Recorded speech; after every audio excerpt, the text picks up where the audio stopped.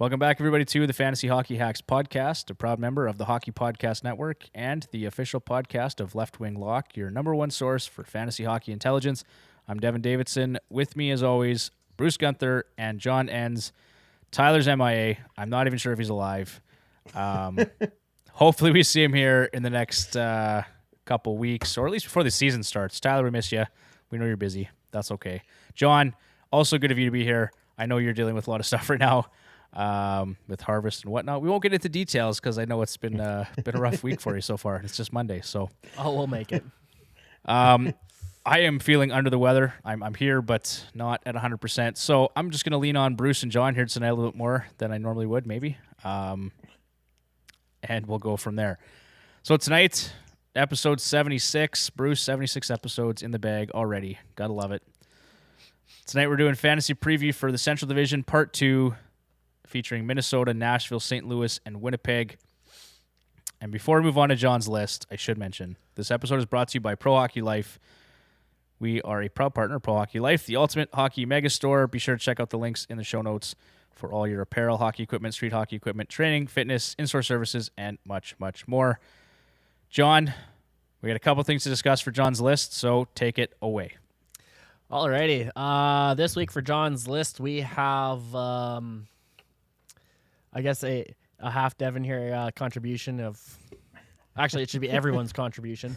Lou Lamoriello and the New York Islanders for not signing a single UFA this offseason. And Bush League. Yeah, missing out on Kadri definitely doesn't help any, that's for sure.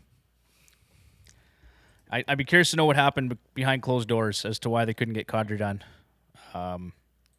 Maybe Kadri wanted to be like it's interesting because I had heard a while back that he turned down an offer from Calgary, and that he didn't want to go there.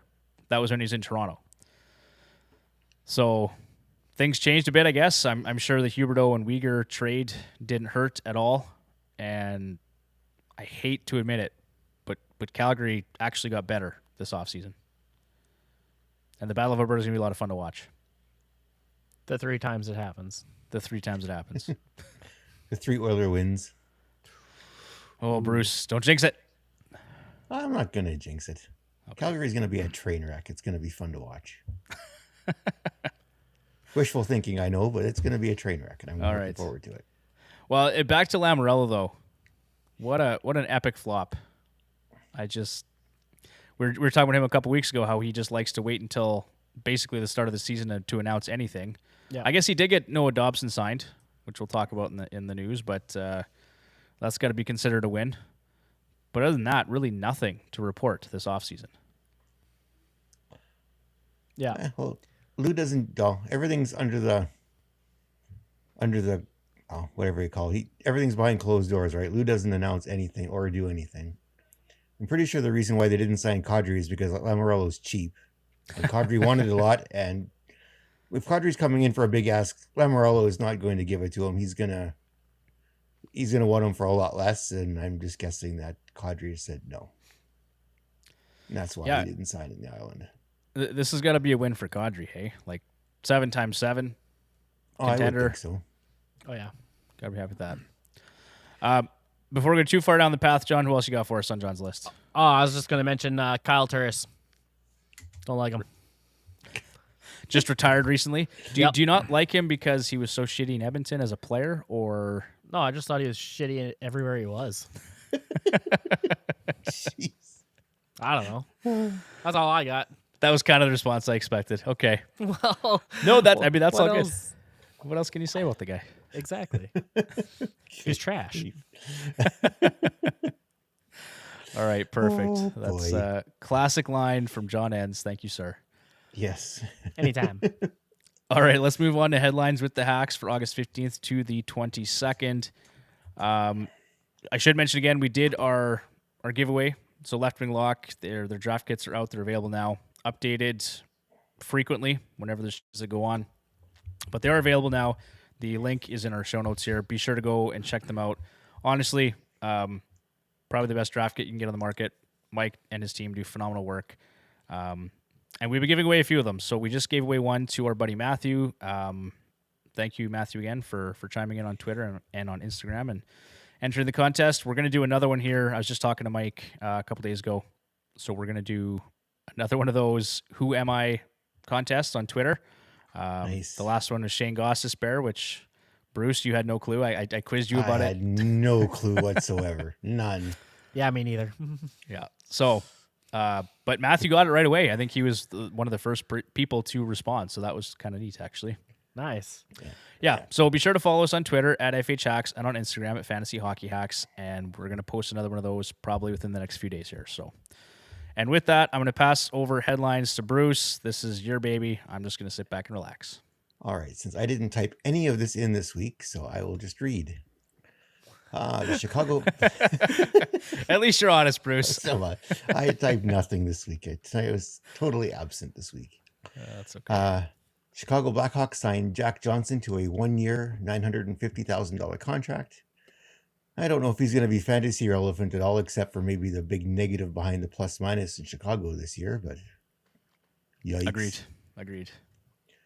Yes, what we talked about earlier. Nazem Kadri signed a 7-year, $49 million contract with the Calgary Flames. Fantasy spin, Kadri ends up in a significantly better situation than if he had ended up with the Islanders. No kidding.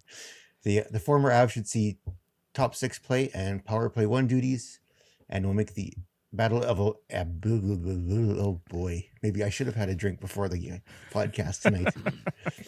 And will make the Battle of Alberta explain. You know, there's a reason why I type the news. There's too many long freaking words in this. I got some $10 words in there, like exponentially. It'll make it more entertaining. Damn it, I'm skipping that word. All right. Expect some regression based on last year's performance. Oh my goodness, more than 1 syllable words are not good tonight. But not as bad now as what was originally projected if you would have signed with the Islanders. Bruce, you're -3, and we're on the second bullet point here. It's okay. If you looked at my ball hockey stats, there was lots of negatives. There wasn't many positives in it. That's okay. You know what? Just be a little better on the next shift here. All right. Another freaking big word. Subsequent cap-related move. The Calgary Flames traded Sean Monahan and a conditional 2025 first-round pick to the Montreal Canadiens exchange for absolutely nothing. I got to say, some tidy work by Brad Treliving to move Sean Monahan and to bring in Kadri. That top 6 looks pretty damn good. And that pushes some of those guys that, when you looked at the Calgary Flames lineup, there's a couple guys in the top 6 that I felt, probably shouldn't have been there, right? There's been lots of debate as to who's going to get that top line deployment next to Huberdeau and Lindholm. I think it's going to be Toffoli. I think that's the logical choice. I've said before, I'm not a big Mangiapane guy. Maybe he proves me wrong this year, but now I think that'll be a solid second line. So now you got Kadri, you got Mangiapane, and you got, I think it should be Coleman on that second line. I think that's good. That's going to be a really tough line to play against. Could very well be. Coleman was tough all the couple years he was in Tampa and that, and we know the guy can score because he was putting up points in New Jersey before he was traded to Tampa. So we know the guy can score. So yeah, if he gets second line duty, he'll be fantasy relevant this year for sure. Well, and he hits a ton, right? So in bangers leagues, great player you can get kind of somewhere in the later rounds of the draft. Absolutely. And then Sean Monahan, I don't know, does he have any bounce back appeal, do you think, or is he cooked? I don't know. Is he an LTIR candidate with his hips? Well, I thought he was coming back this year. Because he had another hip surgery in the offseason, did he not? He did. But he had lingering issues from the past couple seasons, right? Well, from the past couple how many hip surgeries has he had now? Good question. Good question, Bruce. I'm not sure, but I thought he was due to play again this year, so I guess we'll see. I think in Montreal he'd have some opportunity too, right? Oh, there'll be lots of opportunity there. So yeah, if he can play, he'll get the opportunity there for sure. Yeah. Person we just formally mentioned, a former Oiler Kyle Turris announced his retirement from the NHL this week. Trash. I was just going to say, we wish him nothing but the best. Congrats on a great career, Kyle Turris. And he was, where did he go? It's not didn't write down where he went. Home. You know what, Bruce? You didn't write it in there. I know. You're the guy that does those things usually. You pick up on these things. I just knew you retired, so I don't know. Oh, he joins the junior A team. Is that what it was? Special advisor to general manager, player development coach for Coquitlam of the BCHL. Coquitlam. There you go. Yeah, sure. I knew it was a management position of some type. I just couldn't remember where. So I was just there and I still can't pronounce it. There you go. yeah. And In some bigger news, though, Bruce. In bigger news, my wife is in tears over this. Carey Price is unlikely to return for the 22-23 regular season, and his career is very likely over. Trash. Oh, his knee is just not responding to treatment, so it's... Yikes. This is kind of... I think the writing's been on the wall with this for a while now. Like I think so. He's been dealing with lots of stuff the last 6 months, last year. The question was posed, is Carey Price the best goaltender of his generation? Yes or no? Bruce, I'll go to you first because I know what John's answer is going to be.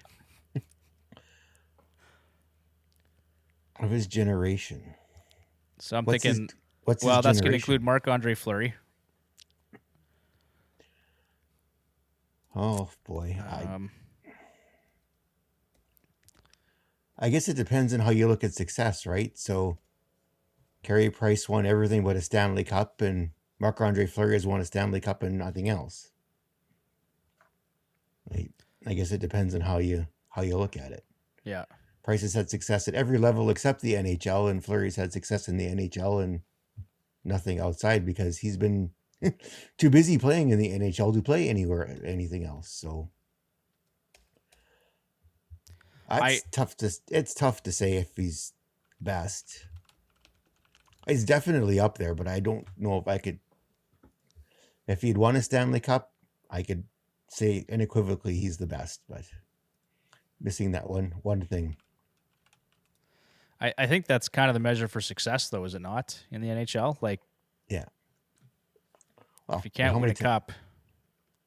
But and I say that, Bruce, because that's how people were judging Alexander Ovechkin before he won his Stanley Cup. Absolutely, right? Like, well, for Ovechkin, no. Well, and Price, too. Price will be in the Hall of Fame. There is no doubt there. It's a first ballot no-brainer, right? But is he the absolute best of his generation? I don't know. When he was his best, like when he was on top of his game, like there's no one even close, right? No, that's very true. But when's the last season you have to go back? Was it 2015? So here's some guys here, like I think it was Jay Fresh. So this is on Reddit. Carey Price is the best goalie of this generation, according to Jay Fresh. So he included guys like Henrik Lundqvist, Roberto Luongo, Marc-Andre Fleury, Tuukka Rask, Ryan Miller, Semyon Varlamov, Jonathan Quick, Yaroslav Halak, Sergei Bobrovsky, Cam Ward, Craig Anderson, Braden Holtby, Corey Schneider, Mike Smith, and Freddie Anderson. With those names on the list, I would have no problem saying it's Carey Price. All due respect to Marc-Andre Fleury. Yeah, I don't know. But John, let's hear your thoughts because I know what you're gonna say. There is only one real answer to that question. Tell us more, John. Tell us more. Tell us more. Marc-Andre Fleury, is that? It's Fleury, hands down. Fleury. Yeah. Hands down. I don't care. It's like not really a LeBron versus Jordan debate, but he's got how many cups? 3 for Fleury? Yeah. And I think 2 of which he really was the guy. 1 was Murray, right? But yeah, they kind of split duties. So, I mean, Henrik Lundqvist, same kind of situation. The guy was phenomenal, but just no real playoff success to speak of, really. Yeah. Yeah. Oh, and same for Montreal, right? Price was spectacular, but the team in front of him was basically terrible. Yeah. Like, the only reason why they got where they did at any time was because of Price, but they just couldn't put it together in front of him. Yeah. Except for this past year, right? Yeah. Well, I guess for our listeners, if you have any opinion on this whatsoever, feel free to chime in, send us a tweet or leave some comments. We'd be happy or interested to hear what you have to say on the subject for sure. Okay. Well, Bruce, what else we got in the headlines here? Moving on to the latest miracle. Canada won gold at the IIHF World Junior Tournament in overtime against Finland.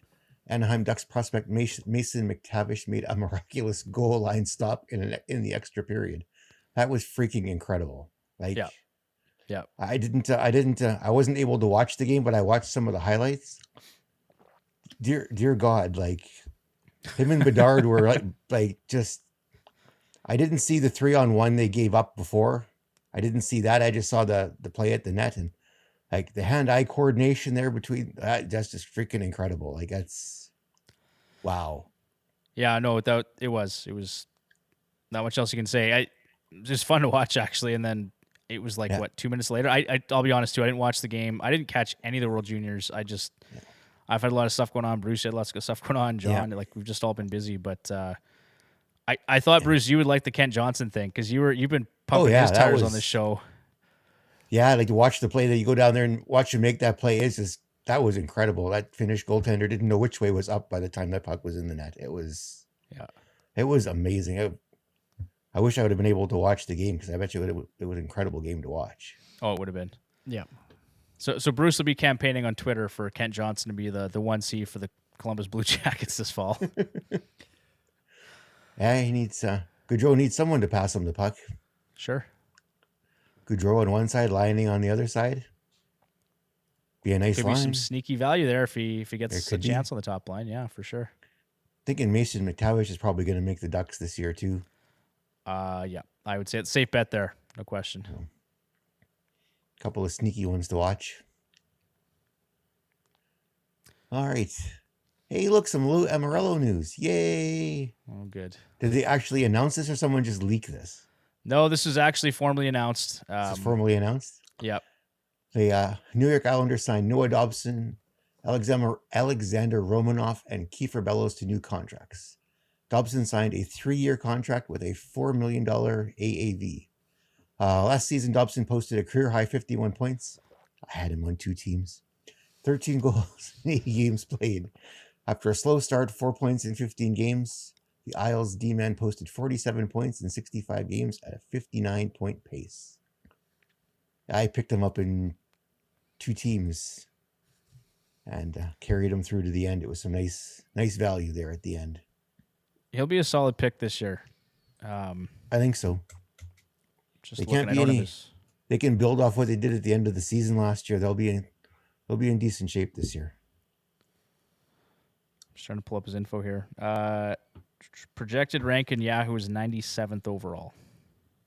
Oh, wow. That's a jump. Yeah, really. That's probably a tad high for. I mean, at a 59-point pace, that's pretty good production, honestly. Yeah. He's going to get power play one time next year, but the 8th round is a touch high for me. Like I'll probably miss out on him just for the fact I'm not willing to go that high on Noah Dobson. Yeah, I probably wouldn't take him that high either. And not even just because of him as a player, but just the Isles offense in general. the team around him, it's like, yeah. Yeah. I don't know. Another guy to keep an eye out for. Yep. Tyler's not here, so I can't harass him about this next part. But that does it for headlines tonight. So I'm going to pass this off to John, who graciously offered to do the ad read tonight. We're going to let our listeners know about DraftKings. So, John, take it away. This is going to be great. As a member of the Hockey Podcast Network, Fantasy Hockey Hacks is proud partner of DraftKings. Oh, it looks like we're changing it up. College football is back. It's time to enjoy the tradition, the fun, and the great offers from DraftKings Sportsbook to celebrate the best time of the year. Right now, new customers can bet just $5 on any team and get $200 in free bets instantly, win or lose. If that's not enough action, you can also place a same-game parlay for a shot at an even bigger payout. Just combine multiple bets into one like which team will get the win, which team will score first, and more. DraftKings is safe, secure, and reliable. Best of all, you can deposit and withdraw your cash whenever you want. Download the DraftKings Sportsbook app now. Use promo code THPN. Bet just $5 on college football and get $200 in free bets instantly. That's code THPN only at DraftKings Sportsbook. 21 plus in most eligible states, but age varies by jurisdiction. Eligibility restrictions apply. See DraftKings.com/sportsbook for terms and resources. Gambling problem? Call 1-800-GAMBLER.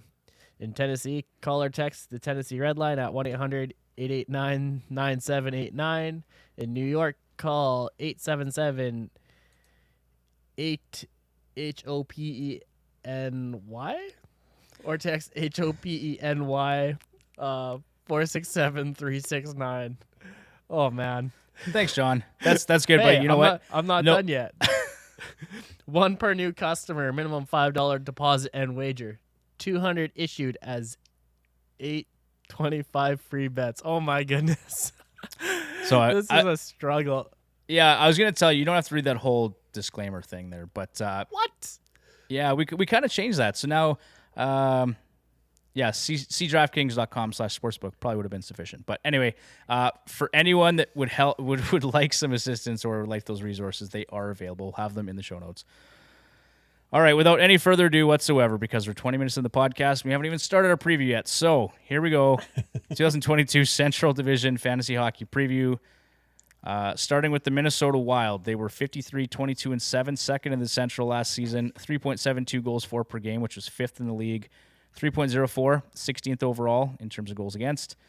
Goals for percentage, 55, which is ninth. Corsi for 50.52, which is 15th. The power play and the penalty kill were both fairly pedestrian at 20.5 on the power play and 76.1 on the PK. Some schedule notes here. The Minnesota Wilds have 12 back-to-back sets this season, tied for the fifth fewest. Arizona, Florida, New Jersey, Nashville, and Ottawa. 40% of their games are played on light days. That's days where fewer than 50% of teams are in action. Key additions this offseason, Marc-Andre Fleury, obviously re-signed as a UFA, and then some key departures, Kevin Fiala in the trade with the LA Kings, Cam Talbot was traded to the Ottawa Senators, and Nick Delorier signed with the Philadelphia Flyers. So, guys, I guess looking at this team as they are currently constructed, did they get better or worse in the offseason? Bruce, because you seem to be the one that likes the Minnesota Wild the most out of the four of us that are on this podcast regularly, what's your take on it? Oh, losing Fiala hurts a lot, I think. Yeah. I don't think it's going to affect Kaprizov at all, but in terms of like secondary scoring and that, I think they're going to take a hit there. I think they're expecting Marco Rossi to take a step forward this year and fill Fiala's spot, I think is what they're expecting.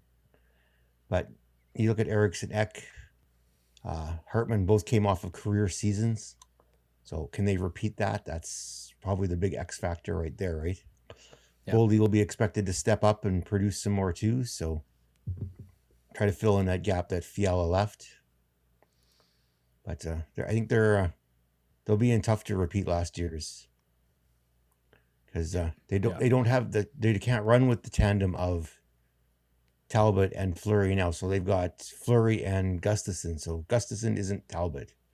So they'll be riding Fleury, and Gustafsson will see a spattering of starts when they think Fleury needs a rest. So which basically will be back-to-backs, and that's probably the only time you're going to see Gustafsson. I would agree with that, Bruce. One thing I'll mention, and this is, Mike, if you're listening, hopefully I'm not giving away too many trade secrets here, but in the draft kit, Mike talks about how the Minnesota Wild, the team's even strength shooting percentage as a whole was 10.2% last season. League average is 8.5%, right? So obviously that was inflated, and we know, looking at a lot of these individual players, luck has played a factor in their production, right? And so we're going to see some regression from all these guys. Losing Fiala, Bruce, like you said, hurts, obviously. Losing Talbot hurts. They're just, with the buyouts on Suter and Parise, they had to make some tough decisions. Yeah, well, they're going to be in cap hell here for the next 3 years. Like, $14 million cap hit is going to hurt. it's gonna hurt. Yeah. So let's. I mean, I think a lot of these guys are still gonna be fine, but definitely I expect some regression from a lot of them. Let's top fantasy targets. Let's talk about Kirill Kaprizov, Bruce, probably your favorite left winger. His Yahoo rank right now is 6th overall. So you're looking at a top 10 player. Absolutely. Points prediction, 47 goals and 102 points is where I've got him sitting. Last season he had 108 points, 47 goals, and 81 games played. Should note his team's even strength shooting percentage was nearly 12%. Averaging 16.6 individual shooting percentage in the first 2 years of his NHL career. Is that going to continue? Do we expect him to be close to 17%? I don't know. 3.6 shots on goal per game last season. That's a significant boost from the year prior where he was at 2.9 shots on goal. So, I mean, his shot volume went up. Do we expect that to continue? I really don't know, Bruce. Well, that line's gonna stay intact. So I don't know if you might see maybe a little bit of regression here at the beginning of the season, but I think as the season progresses, I think as that line stays together, it'll end up close to what it was last year. So do you like 47 goals and 102 points, Bruce? Taking the over-under on that one? I would taste slightly over. Slightly. Does he hit 50? No. No, he won't. Okay. But, John, I saw you pointing down, so you're obviously taking the under on 47 goals and 102 points. I'm saying he ends up with 92 points. 92 points. Bold take from John Enns. I like it. So he's a big bust candidate for you then. Well, I don't know if 92 points is a bust, but yeah. I say bust honestly, because I have a hard time giving him over 90. Okay. That's why I say bust, John. If you think he's going to have 90 points, a lot of guys are going to draft him with the expectation he posts 110, right? So yeah, no. Yeah. You're wrong, Bruce. You're wrong. Wouldn't be the first time. Won't be the last either. Won't be the last either. So. All right, let's talk about Ryan. Sorry, go ahead, Bruce. I was going to say he comes to play. It doesn't seem to matter what or who. He just seems to keep getting better and better. So I don't have any reason to say he's going to drop off. Like you said, 90 points isn't a bad season either. But I think he'll break 100 points again this year. All right, let's talk about Ryan Hartman then. Currently in Yahoo ranked 120th. My points prediction for him is 25 goals and 57 points. Last season, 65 points, 34 goals, and 82 games played, but that basically came out of nowhere, right? That, not what anybody expected from him. There's some things to note here. 1.5 shots on goal per game in 2020, 2021. 2.9 shots on goal per game last year was a career high. 45.4% power play share was also a career high last year. Team's even strength shooting percentage, 12.1%. That was a career high. He generally averaged about 9% the past 3 seasons. So there's lots of things working against Hartman. I think we'll see a big step back from him, in my opinion. 25 goals, 57 points. John, you taking the over-under on Hartman? I'm going to take the under. Okay. Bruce? Oh, I'm going to take the under. Last season was the first season he has played a full season in 1, 2, 3, 4. He's never played a full season, ever, until last year. Okay. And he played most of it with Kaprizov. If he continues to play with Kaprizov, he'll hit those numbers. No problem. But he's got to stay healthy, and he's got to play with Kaprizov. I don't think that's going to change. Looking at who they've got for centers. It's him or Eriksson Ek. Yeah. Well, and they seem to, and yeah. Sorry. Right. No, go ahead. Okay. And Eriksson Ek seemed to have him pegged for the defensive. He took more of the defensive faceoffs last season. Yeah. Once he got bumped off of Kaprizov's line, and he excelled at it, and they still put up points. So I think Hartman's locked in next to Zuccarello and Kaprizov. So at the way those guys and the way Zuccarello and Kaprizov play each other, he'll probably hit that point level in his sleep. All right, so let's talk about Matt Zuccarello then. His Yahoo rank going into the season here, 91. I've got him pegged for 25 goals and 77 points. Excuse me. Last season, 79 points, 24 goals in 70 games played. 11.6 team even strike shooting percentage was a career high last year. And I think part of his production stemmed from points on the power play. He had 28 power play points last season. Prior to that, his high was 18. And I think some of those are secondary power play points as well, if I recall correctly. So he was on a 93-point base last year. And he got hurt. Again, previous to that, he was never even close. Yeah. Oh, again, his point totals are tied to Kaprizov. These And three are luck. gonna, And some luck. and some luck. Yeah. But I just think this team, like, I'm not saying they're on my do not draft list, not by any stretch, but I'm just they make me nervous, right? A lot of these guys benefited from some puck luck last year, and I can't really say they got better. They lost Fiala, right? I mean, I can see them all taking a bit of a step back. That's my opinion on this team, but yeah, they as a whole, yeah, they might take a bit of a step back, but I'd still draft the entire line. I know you love them, Bruce. I know you can have them all day long. You take all the wilds you want. I will not. 25 goals, 77 points. John, you like the over under? Under. John or Bruce? Oh, I'm going to say slightly over just to be different. All right. And to piss off John. And to piss off John. Great. Going over. I'm not gonna lie. From this whole team here, I think there's one guy I might take the over on. Let me guess, he's the next guy on the list. No. Marc-Andre Fleury. No. All right. Let's talk about Matt Boldy. So he had a good rookie season, 39 points, 15 goals in 47 games played. Again, high team even strength shooting percentage at 12.2%. Not sustainable. Yahoo rank 108th. I've got him pegged for 27 goals and 64 points. He did lose his running mates in Kevin Fiala, right? So I just don't know necessarily what to expect, but he was good last year. Do you like him for the over or under, Bruce? I'm going to say under for him. I don't know if he'll get to 60 points just because who's his line mate's going to be, right? So it's going to be Eriksson Ek, but Fiala was the big driver on that line. With him gone, I don't know if he'll get to that point total again, unless they find someone good or someone steps up to fill that spot that Fiala had. Well, he might be playing with. He could be playing with Marco Rossi and Goudreau. That could be a lineup too. I mean, things are subject to change, right? But yeah.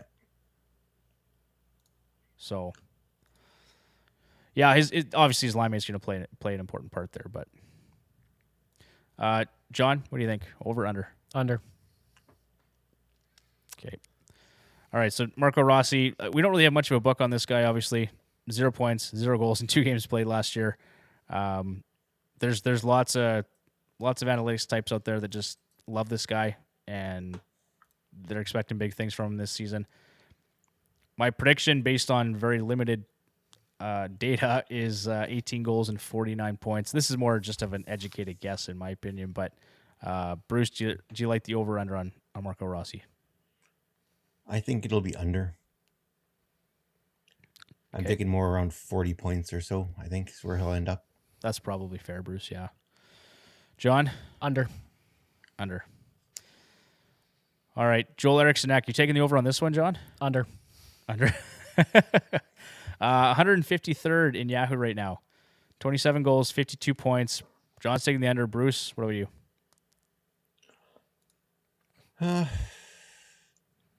Yeah, I think he'll be under too. Does he make 50 points? I don't. Again, it's going to depend on his line mates. Fiala was a big push on that line. He didn't. But he played a lot of third line minutes, right? So let's work under the assumption he's playing third line minutes with Jordan Greenway and Marcus Foligno. He doesn't get to 50. Because that's kind of what I'm working with here. But okay, yeah, I'll take the under too. Maybe more so on the goals and the points, but Jared Spurgeon, let's get into defense here. His Yahoo rank 158th overall. 12 goals, 44 points. John's taking the under. Bruce, what about you? Yikes. his 3-year average is 44 points and 13 goals. So I mean, it's not a stretch. Yeah, but he's more of the defensive forward. He's not an offensive forward. Or a defenseman. He's a defensive defenseman, not an offensive defenseman. That's more Dumba's role than it is Spurgeon's. Well, I think I'm just going to pull up Spurgeon's. I think Spurgeon's taken on more of an offensive role with this team, though, or maybe more of a two-way role is way to frame that. Like, he's last had to year, because Dumba's been hurt. Yeah, but last year, Bruce, he played just about 60% power play share. So he had over 3 minutes of power play time a game last year. Yeah, but Dumba only played half a season last year. Or just over half a season. Let's look at but the year prior to, Spurgeon, 54% power play share. Like, yeah, well, Dumba missed most of that season too. So we'll go back one more season, Bruce. Actually, before that, it was 49%, 48%, 52%. Like, I guess he's kind of been splitting duties, right? Like, Dumba, I think they would like him to be a power play quarterback, but he just can't stay healthy. I don't know. And if you look at Dumba's career, he's only ever had 12 power play points in a season.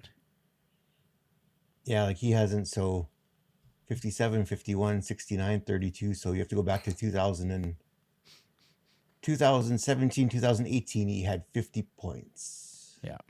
14 and 36. And after that, it's never been close. So, like, was that the year that he had that pectoral tear? 2017, 2018? Well, he played 82 games there. So maybe it was the following season. 18, 19, I think, is when he had that one. Yeah. Yeah. But then he's never played a full season after. So, and I think Spurgeon. So I think it depends on health. I think if Dumba stays healthy, I think he retains power play 1. So I think these would be, if they play a full 82 games this year, I think you've got the 2 backwards. Oh, Dumba's numbers. We'll agree to disagree. Sure, that's fine. But that's okay. So you go the other way. You go under on Spurgeon and over on Dumba then. Yep. Okay. I have zero faith in Dumba at this point. Like, just looking at his numbers, like, since that 2018-19 season, he's basically cratered. Like, he's gone from 0.7 points per game to, half that basically over the past 3 seasons. Yeah, Spurgeon last year had some puck luck and some career high numbers. Looking at Dumba here, so there is some potential for regression, Bruce. 2-year point, 2-year credit, 7.9% team even strength shooting percentage, 33.3% power play share. That was his lowest since 2014, 2015. So if he does get more power play time, we should see some better production. If his even strength shooting percentage comes up, that's all good. But last year, he actually had 2 hits per game. That was a career high, and 1.47 blocks per game. That was a career high. So in terms of some category coverage there too, Bruce, getting better. Could be a sneaky play. And at 203 overall in Yahoo, Matt Dumba could be a very nice value pick if he can stay healthy late in the draft. That's exactly it. It all depends on his health. That's kind of a boom or bust pick for me, Bruce. Like, maybe that's when you take late in the draft and you feel good about. Well, even for me, for Spurgeon, that would be a late round pick for me too. Either one of them. Spurgeon's not normally a guy I've ever picked up. Like, I'm not a big Spurgeon guy, right? But no, me neither. Usually, if I'm picking one of the two, it's usually Dumba. Is usually the one that I would pick up out of the two. Yeah. All right, let's move on to a topic that John's probably more passionate about.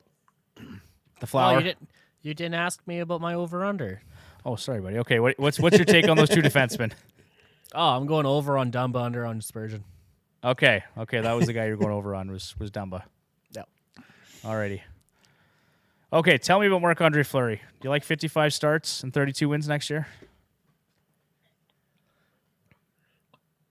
I'm going to take the under. Okay. That hurts you. I can see physically that hurts you a little bit. That did hurt me, actually. He's ranked 61st overall in Yahoo. So you have to reach early, Bruce, if you want him. Yeah, absolutely. I think the starts will be higher than that. I think they'll be in the 60s. My only concern is, can you play him 60 starts next year? Like, I think that's not a stretch to say he'll get 60 starts, but at his age, should he be playing 60 starts? I think a lot of it's going to depend. So earlier in the season, I think they'll give Gustafsson a few starts to see where he's at. If he falters, you're only going to see Fleury when he needs rest, which will be back-to-backs. Otherwise, they are going to, if they're going to want to win, they're going to have to. Yeah. He's shown he can do it in the past. I mean, he's just getting up there. That's all. And the Wild is a decent defensive team as well, so they'll have some decent play in front of them, providing then they can stay healthy. Yep. He's 37. He'll be turning 38 in November, it looks like. Spring chicken. Yeah. Last season, 28, 23, and 5, 2.90 goals against average, a 908 save percentage, and a minus 11 goals saved above expected, Bruce. That damn Chicago stint did him in. Yeah, yeah, it really did. John was pulling his hair out early on in the fantasy season. Oh, yeah. Oh, yeah. All right. Unless you guys have anything else, we're going to move on to the Nashville Predators here. The hilarious part is 34th in save percentage. There's how many teams in the NHL? 31? 32. So it was lower than two backup goalies. Yeah, it wasn't ideal. That was damn those Chicago Blackhawks. Well, and I'm just because I'm sure it got better after he moved, obviously, right? So, first quarter of the season. Well, actually, it's kind of funny. So 9:01 the first quarter, 9:13 in the second, 9:18 in the third quarter, and then 9:01 in the fourth quarter of the season. So, there you have it. Okay, Nashville, 45, 30, and 7. They're fifth in the Central. Goals for per game, 3.20, which is 13th. 3.05 goals against per game, which is 17th. Goals for percentage, 51.17, was 16th overall. Corsi for percentage, 48.51, was 19th. The power play was 6th at 24.4%, and the penalty kill was 79.2%, which was 18th. They've got 12 back-to-back sets this season, tied for the fifth most with Arizona, Florida, Minnesota, New Jersey, and Ottawa. 28% of their games are played on light days. Key additions, Nino Niederreiter, a UFA from Carolina. Ryan McDonough, UFA from Tampa. Kevin Lankinen, UFA from Chicago. And then some key departures here, Luke Kunin, Nick Cousins, Matt Benning, and David Riddick. So, I mean, a couple of players, I call them depth pieces. I mean, Nino Niederreiter's got some potential to be a 20 to 25 goal scorer, right? Yep. McDonough's a nice add on the back end. I think that's going to help more so Saros and his play. Can't hurt. Take some defensive play off of Yossi too. Yes. Yeah, so that could. I mean, I don't expect Yossi to do much better than he did last year, but no, he did fantastic last year. But at least you'll probably see McDonough take a lot of the defensive starts, like the penalty kill portion. Yeah, I think. Yeah, I can see that. Did the team get better, Bruce? Well, I don't know. It's Kevin Lankinen or a sheet of plywood. I'm not sure who I'd rather have as my backup goalie. Well, I don't think he's any worse than Riddick, is he? I don't know. Big Save Dave hasn't been the same since his stick flip. No, that's true, but he had the nickname Big Save Dave. What is Lankinen's nickname? Exactly. Well, so here's what I'll tell you, Bruce. Big Save Dave had a 357 goals against average last year and an 886 save percentage. And what was Lankinen's? I'll pull it up. I'll pull it up for you and for our listeners.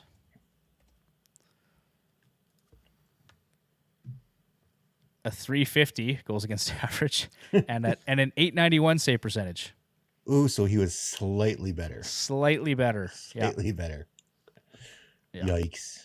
But I don't think it really matters at the end of the day. I mean, since we're talking about goaltenders, we might as well talk about UC Saros because that guy's going to see 65 starts. It's ride or die with Saros. Yep. Yeah, that's exactly how that's going to go. The success of this team is going to live and die on him. So, Yahoo's got him ranked at 44th right now. I've got him for 65 starts, 79% net share, and 36 wins. He was 38, 25, and 3 last year. Third in wins, tied for 6th in shutouts with 4, and 9th in save percentage. I mean, really, he's kind of in that tier right below Vasilevsky and Shesterkin And then I think there's, Freddie Anderson and maybe a couple of the guys you toss in that next tier, Bruce. What do you think? Yeah, well, you learn from Pekka Rinne, so what can you say? It's a damn good teacher. So, yeah, absolutely. They need him to play that way because I'm pretty sure as we go through the list here, I don't think I'm taking the over on any of these people. Okay, we'll get into that in a second here. I'm just going to mention quickly, UC Saros' 3-year average, 32 wins, 20 losses, 3 overtime losses, 2.57 goals against average, and a .919 save percentage. So whether it's total points or categories, I think he's going to help out with peripherals and stuff like that too. So I really like Saros. That's a goaltender I might reach for somewhere in the 4th or 5th round if I'm not following the 0G strategy. And if he's still there. Okay, let's go back to the top of the list here. Top fantasy targets starting with Philip Forsberg at left wing. Pretty much all these guys, Bruce, and I think I agree with your point there. We expect a lot of regression for these guys, eh? You know what? I don't think it'll be much in terms I don't think their point totals are going to drop off a cliff, but I don't think they're going to get to where they were last year. Okay, so we'll start with Forsberg. His rank in Yahoo is 54. My points prediction for him is 35 goals and 82 points. He's still a point per game player in my mind. Yep. Last year, though, 84 points, 42 goals in 69 games played. Nice. I was wondering if John would pick it up. 1.22 points per game. That's significantly higher than his career average of 0.83 points per game. So just based on that alone, we should expect a bit of a step back. His career average individual shooting percentage is 12.9%. Bruce, last year he shot at just about 19%. His team's even strength shooting percentage was 11.7%. That was a career high. 7.67% is his 3-year average. So there is a bit of regression to the mean there anyway, because 7.5% is pretty low on its own. But I don't think he'll be around 12% next year either. So, do you like the over or under, Bruce, on 35 goals and 82 points? I'm going to say slightly under. I'm thinking 80 points. Okay, John. I'm going to say over. Take the over. I think I will too, actually. I could see him putting up 85 points. Maybe he gets to 40 goals again, but I do think he's going to... He'll be down from last year, no question. He got his contract. He's going to have a down year. And that's always the concern too, right? Is guys that get their big paycheck and then coast for a year or two. Or it's the expectation of living up to that contract. Yeah. Now they feel obligated to get that many points, so they grip the stick a little tighter. They maybe do things they wouldn't normally do, and all of a sudden things aren't going the way it used to. It might take. That's just my thought behind it. Yeah, no, that's a fair point for sure. Matt Duchene, right wing, 2022 Yahoo ranks 74th overall. My points prediction for him is 30 goals and 73 points. Last year he posted 86 points and 43 goals in 78 games played. His almost 19% individual shooting percentage was a career high. 64% power play share, career high. Points per game, career high. And his team's even strength shooting percentage at 11.5% is inflated relative to his 3-year average of 8.52%. Bruce, can I assume you'll take the under on this one? Yeah, I'm taking the under there too. I would say this guy is going to be, for anyone not paying attention, the most overdraft player in fantasy drafts this fall. Could very well be. John, what do you think? Over. Over. You like Duchene for the over. Interesting. Okay. I like some of these hot takes tonight, John. This is good. Okay, Ryan Johansson, 2022 Yahoo rank 183rd. Points prediction, 18 goals, 55 points. Last season, 63 points, 26 goals in 79 games played. 22% individual shooting percentage is a career high. Obviously not sustainable. 11.7% is his career average, and his team's even strength shooting percentage with him on the ice last year, 11%, was a career high as well. So he's going to take a step back, in my mind. 18 goals, 55 points, Bruce, over or under? Oh, I'm going to say under. Okay. John? Under. Under. Alrighty. Mikael Granlund. This guy, I mean, at his current Yahoo rank could be a bit of a steal. 263rd overall.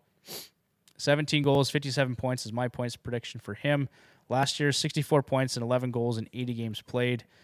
9.4 individual shooting percentage is down from his 3-year average of 12.8%, and 64% power play share was a career high. So a couple things to look at there. I would take maybe the under slightly on this one. John, what do you think? I'm going to take the over. Okay. Just barely. Bruce? I'm going under. Newcomer, Nino Niederreiter, 254th overall. Points prediction, 24 goals, 45 points. Last season, 44 points, 24 goals in 75 games played. What do you think, Bruce? If anyone can go over, I think it's going to be Niederreiter. Some fresh blood, some new line Some mates. fresh blood and a little more. He's going to get more opportunity, I think, in Nashville than he did in Carolina, because Carolina was really balanced. Yep. I think he'll get more opportunity here in Nashville, so I think he's got potential to be over. Okay. John? Taking the over. Alrighty. One guy I want to talk about here, Tanner Jeannot, Saskatchewan kid. Yeah, who's got him ranked 177th overall. Points prediction for him, 25 goals, 51 points. Last season, he had 41 points and 24 goals in 81 games played. I think he was tied. He had the rookie goal-scoring lead, tied for that lead. So, solid rookie season, 3.93 hits per game, Bruce. He had a total of 300. I had him in hits. I had him on one of my teams. He was fantastic. Yeah. And I just barely missed him picking him up on my other one. So he was great for Nashville last year. I didn't actually dig too deep into his stats beyond just looking at his peripherals here, but just on that category coverage alone, he's a player you're going to want to look at. I think 25 goals is well within reach, though, based on what he did last year. Yep. John, what do you think? I'm taking the under. All right. And then let's talk about Roman Josi here. Under.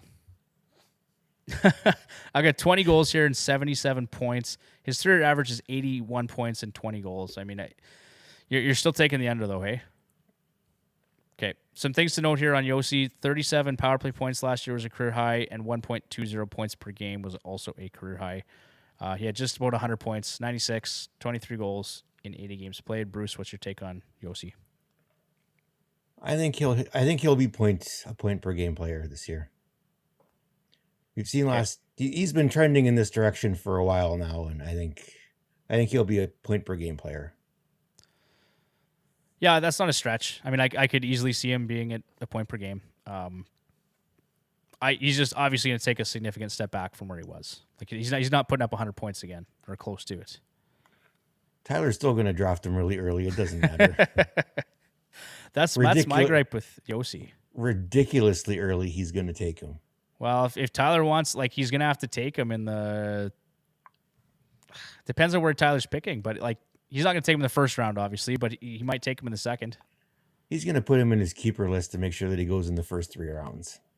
Actually, yes, that is true. In our one league setup, he will do that. No question. Yeah. Okay, that just about does it for Nashville. There's a couple other players here. I'll have them in the show notes if you want to read through a couple of the guys there, but... in the interest of time, we'll move on. We'll go to St. Louis, 49, 22, and 11. They were third in the Central. Goals for was 3.77. That was third in the NHL last year. 2.91 goals against per game was 11th. Goals for percentage, 56.39 was 5th. Corsi for 48.05 was 22nd. And special teams were fantastic, both in the top 5.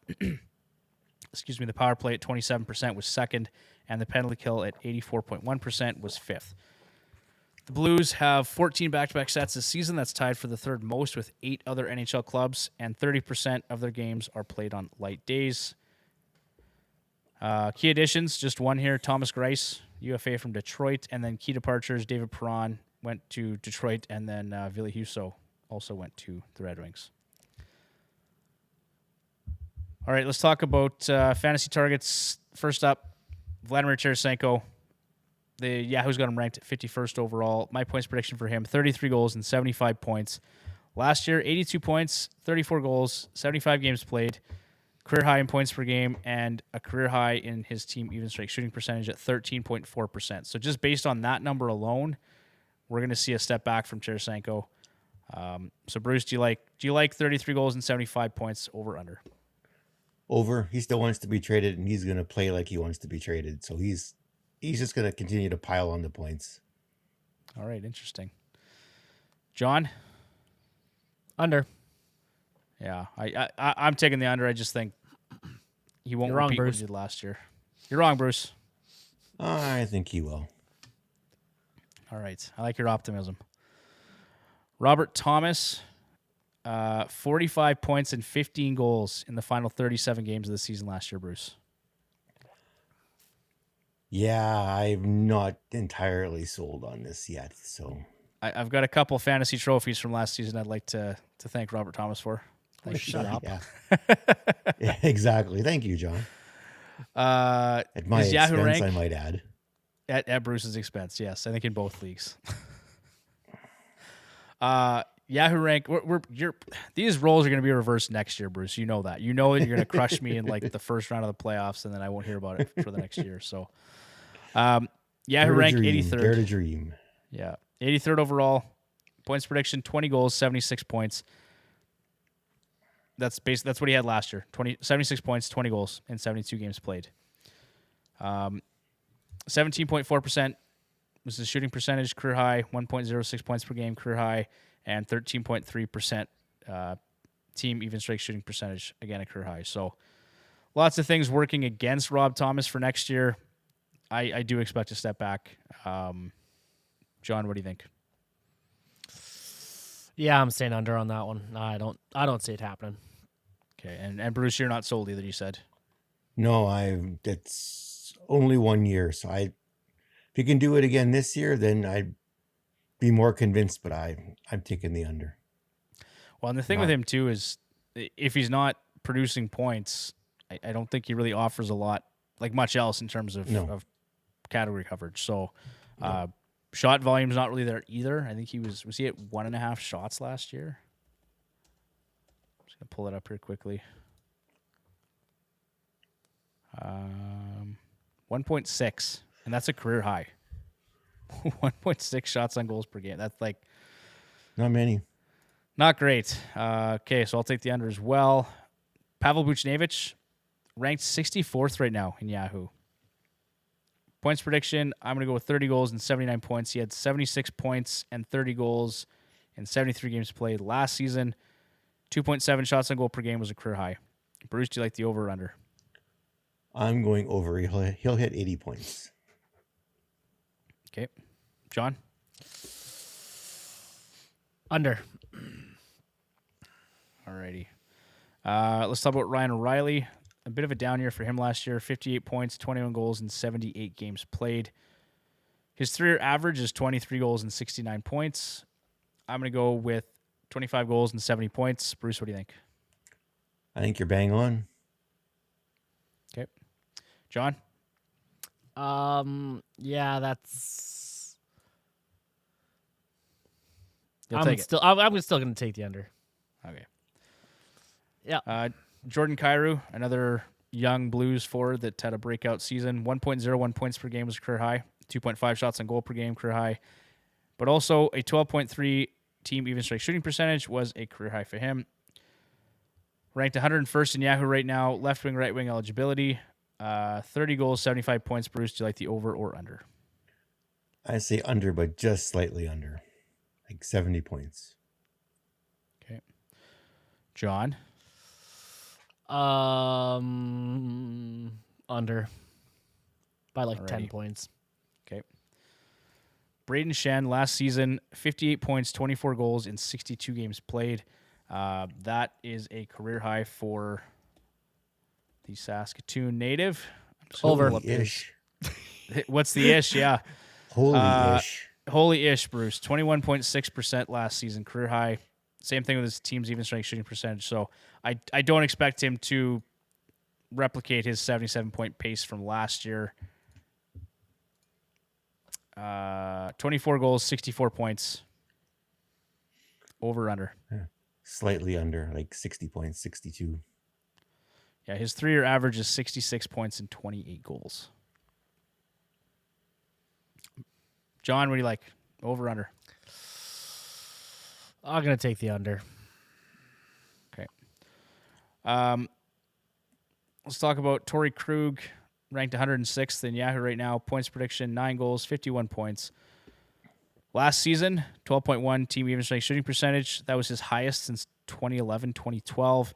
And his IPP was 38.4. That's down from his 3-year average of 50.9. So, interesting stat there to keep in mind. His 3-year average is 57 points and 9 goals. Bruce, do you like the over or under on that one? I'm going to say under. His ever since he signed with St. Louis, he has not been the same player he was with Boston. Yeah, I wouldn't draft him that high. That would not at that ranking. I wouldn't touch him. Okay, John? Me neither. Me neither. Yeah, that's maybe not where I'd want to take him. I agree, Bruce. He's not really the same player he was in Boston. No, not even close. And they've got a killer power play in St. Louis. So Yep. it's interesting you can't figure it out. Let's talk about Jordan Binnington here. Yahoo rank 165th. Bruce, not to bring up any traumatic memories from last season, but he really came on down the stretch. He was good in the playoffs until he got hurt. I've got him ranked, or prediction here is 50 starts, so 60% net share, 28 wins. Obviously, they brought in a capable backup in Thomas Greiss. I don't think they're going to split time, but I can definitely see a 60-40, maybe 65-35 split for these guys in St. Louis. What do you think, Bruce? Oh, I didn't learn a damn thing from last year. I draft him again. No problem at all. Really? You look at the defense and the offense in front of him, like literally Special teams? Special teams. He can't be any worse than he was last year. We know the kid can play because in the playoffs he stepped up his game big time. And now that he's back he's the number one goalie, right? Because there's no way Greiss is going to take that away from him. Like, no chance that's going to happen. Barring injury, unless basically he mails it in and waits for Home Depot to sponsor them for a sheet of plywood. Like, so I'd have no trouble drafting him again. And I think he'll end up with more starts than 50. So you think 65-35 or a little higher? I could even be a little higher. Okay. Well, I like if you can get him somewhere at 165. That's pretty damn good value for a guy that really should be a volume starter for St. Louis next year. Yeah. Like I said, I didn't learn a damn thing from last year. I drafted him again without hesitation. His 3-year average, just for your knowledge there, John, 31, 19, and 9, and a 908 save percentage. So, like, decent numbers. It's around league average save percentage. And, I mean, if you can get 30-plus wins from a goalie at a guy ranked 165th. Dude's worse than trash. Do penalty minutes count for goaltenders? Maybe. No, because assists don't. Because he could be the goalie with the highest PIMs this year. If Smith's not playing, he could be. Schmidt's gone. Yeah, I could see it happening. He's no Hextall, but Maybe might get a fighting major this year. Maybe. Oh, I could see it. Is that in the prop bets for the season? Jordan Binnington fighting major. You'll have to check out DraftKings, Bruce. Go check out the prop bets. Have to. Let me know. I'll have to. All right, let's go to the Winnipeg Jets here. Last team for the night, 39, 32, and 11, 6th in the Central. Goals for per game was 3.05. That was 16th overall in the league. 3.09 goals against was 20th. Goals for percentage, 49.7 was 19th. Corsi for percentage of 49.63. The power play was 17th at 21.1%, and the penalty kill was 29th at 75%. Pretty awful. The Jets have 13 back-to-back sets this season, tied for sixth most with Buffalo, Colorado, Montreal, and Vancouver. 41% of their games are played on light days. No key additions, no key departures. Really nothing to speak of in Winnipeg. Coaching change. Exciting. Yeah, no coaching change there. Other than that, really not much going on. I got to think they'll be maybe a little better, but I don't have a ton of faith in this team right now. Some players we do like, though, of course, Kyle Connor, ranked 26th right now in Yahoo. Points prediction, 50 goals, 94 points. Last year, he shot a career high 4.0 shots on goal per game, 1.18 points per game. His team even strength shooting percentage was the second lowest of his career, actually, at 6.9%. So he had 93 points last year, 47 goals. I think a few points more wouldn't shock me based on puck luck. He did have a career high 81.6 IPP, though. Just keep that in mind. He had 51 points, 24 goals in his last 40 games played. That's a 104-point pace, Bruce. I know the kid's freaking amazing. Like, what can you say about it? Yeah. I don't know if he'll make 94 points, though. I think he'll be close, but I don't think he'll make it to 94. But yeah, I'd have no trouble drafting him at that point, in that range. I'm going to borrow a Bruce line and say if he stays healthy, he'll hit 50 goals and 94 points. I really like Kyle Connor. He might be on my my keeper list, Bruce. I think I've got him in one league for sure, and he may just be on my keeper list. He's never disappointed any year I've drafted him. Yeah. John, what do you think? Under. Doesn't make 90. Okay. All right. Let's move on to Mark Scheifele here. Yahoo ranked 98th overall. Last season, 70 points, 29 goals, and 67 games played. His 3-year average is 87 points and 33 goals. This guy might be the easiest to predict in terms of points production. Under. You're going under on 34 goals and 85 points. Yep. Okay, Bruce? I am too, but just slightly. He'll make 80 points. I don't know if he'll make 85, but he'll make 80. He'll be close to a point per game. Yeah, his pace is 82-game pace. Last year, 86 points. The year before, 92. Then it was 84, 84, 82, 85. Like, I think, like clockwork, he's basically 80 to 87 points, somewhere in that range. Yeah. Pierre-Luc Dubois, 79th overall in Yahoo right now. He had 60 points and 28 goals in 81 games played last year. 2.9 shots on goal per game was a career high. 1.38 hits per game. Career high in power play time at 63.4%. And 1856 average time on ice was also a career high. So some good things there. He was riding shotgun with Kyle Connor pretty much the entire season, I think, Bruce. I think so. If that continues to be the case, I've got him at 29 goals and 62 points, and I don't think that's a big stretch. No, I'd take the over. I think he hits 65 to 70 this year. I would take that too. John, what do you think? Or do you hate PLD too? I'm going to take the over. Alrighty. Nikolai Ehlers is another player. I'm a big fan of this guy. His Yahoo rank is 57th. That might be a little rich for my blood. I don't know. Last season, 55 points, 28 goals, and 62 games played. 4 shots on goal per game was a career high. He had just 9 power play points. He's had an average of 12 power play points per season. And his IPP was 69.6. That's down from his 3-year average of 83.8. So we could see some point production go up there a little bit, I think. I'll be curious to see if he actually gets more power play time, because he's been power play 2, I think, his entire career.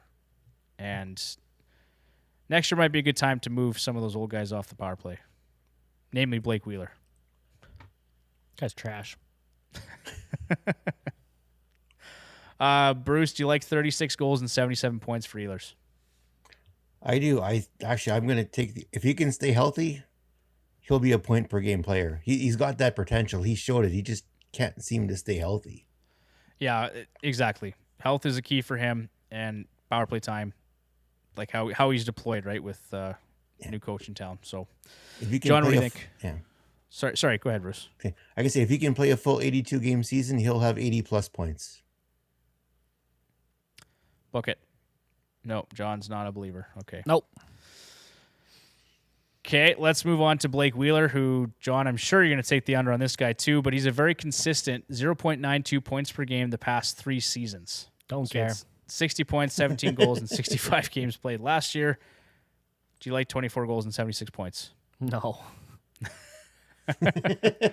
Under. Okay, I'll take the under too. Under. Sure. Yeah. Bruce, what do you think? Yeah, I'm going under too. Alrighty. Cole Perfetti, really not much to read on this guy. Like 7 points, 2 goals in 18 games played last year. Some things I'll mention. 5.8 team even strength shooting percentage. Obviously well below the league average. He had 0 secondary assists in 18 games played. So just on that number alone, you're going to see a few more points on the board for him. 87.5 IPP. That number is not sustainable, so that's coming down. 1.2 shots on goal per game and approximately 1 hit per game. Do you guys like 16 goals and 48 points for Cole Perfetti? It depends on where he ends up which line he ends up on. If he can end up in the top 2, if he ends up in the top 6, I think that's attainable. But I don't know are they going to put him in the top 6 and leave him there, or are they going to? Well, yeah, obviously that could change, right? I mean, just trying to figure out. If he can consistently stay in the top 6, I think he'll get there. So do you like him, Bruce, if he ends up with Pierre-Luc Dubois and Kyle Connor? Oh, absolutely. Absolutely. Because that could occur. I mean, because I think they like Wheeler and Scheifele together still, right? I could probably put up 40 points playing next to those two, and I can't skate. Yeah. So I mean, Cole Perfetti could be a sneaky pick for next season. Ranked 281st in Yahoo right now. That number is going to climb as we get closer to the season and more actual people are drafting in Yahoo, but he's going to be pretty far down the list. That's a guy you can probably walk away with in the last 5 or 6 rounds of your draft, right? Yep. Okay. The defenseman, it's kind of a wash. I don't know. Who do you like more next year, Bruce? Josh Morrissey or Neil Pionk? I like Pionk more than I like Morrissey. All right, let's start there then. So again, 262nd in Yahoo, 6 goals and 40 points is my prediction for him. He had 34 points, 3 goals in 77 games played last year. Some points of note here: 2.1 individual shooting percentage was the second lowest of his career, and he had a 38.2 IPP, which was a career low for him. So you like the over or the under on that one, Bruce? I'm going to take the over on that one. Okay. Yeah, his 3-year average is 5 goals and 45 points, so I can't really disagree with that one. John, over under for Pionk? Under. Under. Okay. Does anyone here like Josh Morrissey? Nope. I like Josh Morrissey, I'm still saying under. Okay. So 10 goals, 42 points. You're taking the under. He had 1.9 hits per game, 1.32 blocks per game. There's a bit of room there. He had a career low 7.3 even strike shooting percentage. Career high was 6.9 individual shooting percentage and 2.2 shots on goal per game. So I will take the over on Morrissey. If they give him power play one time, I think he could be a 45-point player.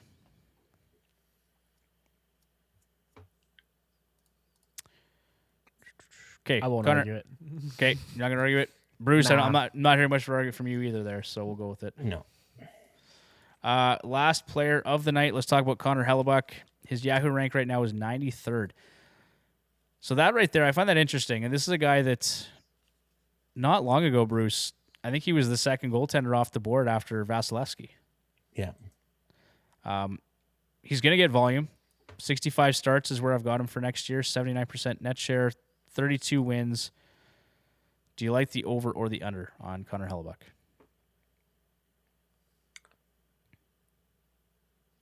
Under. I don't know if I would go. I think that's pretty much bang on. Again, I wouldn't learn anything from last year. I'd still have no trouble drafting him. I think he's got potential to be a bit of a steal based on his projected rank. If he's still available at that, take him. Take him quickly. Do you know what I mean? Yeah. He is way too good of a goaltender to be available at that rank. Well, yeah, and then I think it's bonus now, right? In Winnipeg. Yeah. So I would say, because he kind of has a propensity for defense. I don't think he's going to hurt Hellebuyck's chances in terms of being fantasy relevant. No, like I said, I would just wipe last year away, and I would have no trouble drafting him again.